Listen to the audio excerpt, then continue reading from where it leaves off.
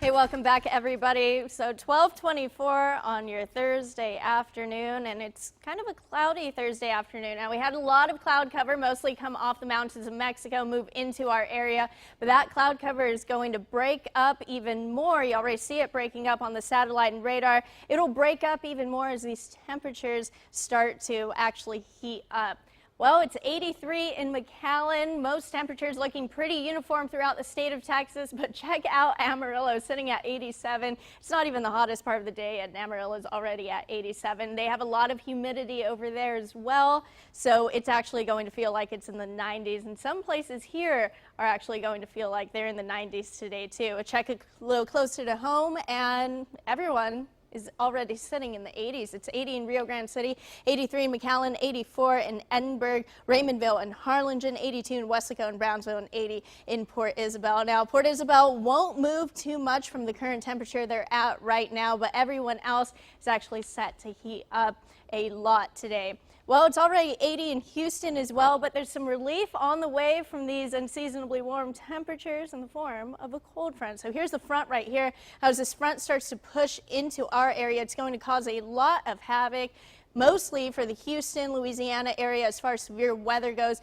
As far as we're concerned, though, we're not expecting any severe weather. What we are expecting today, though, it's some really windy conditions. 22-mile-per-hour wind speeds in McAllen, 25-mile-per-hour wind speeds in Raymondville and Harlingen, 22-mile-per-hour wind speeds in Brownsville, and 20-mile-per-hour wind speeds in Port Isabel. So it's already really windy out there. Now these winds are actually going to ramp up as the day goes along, and they will continue into tonight. And tonight it'll only be breezy conditions. Well, windy conditions don't make for a good boating day.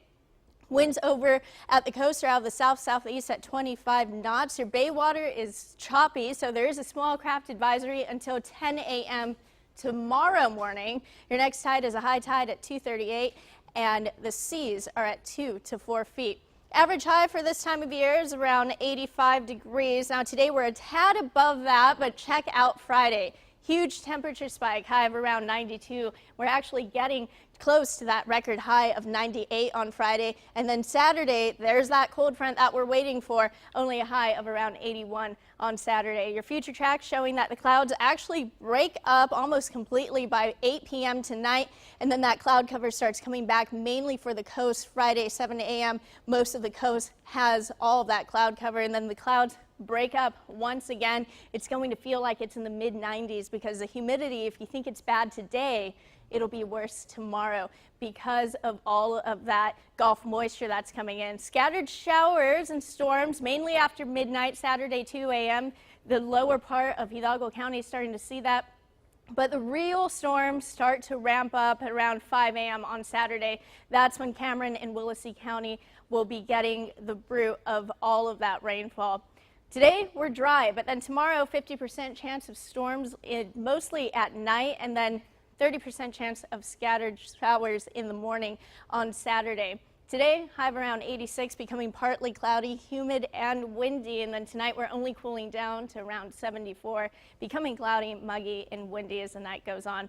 7-day forecast showing that we go on a little bit of a heating trend, high of 92 tomorrow. But that cold front ramps up your rain chances. It also keeps that heating trend in check until, yeah, that's right, we go on another little heating trend. And we're actually not going to cool down again or see rain until next week. We're going to continue tracking that next rain chance for you, and that's your First Warn 5 forecast. Hey, Dina, who's our pet of the week?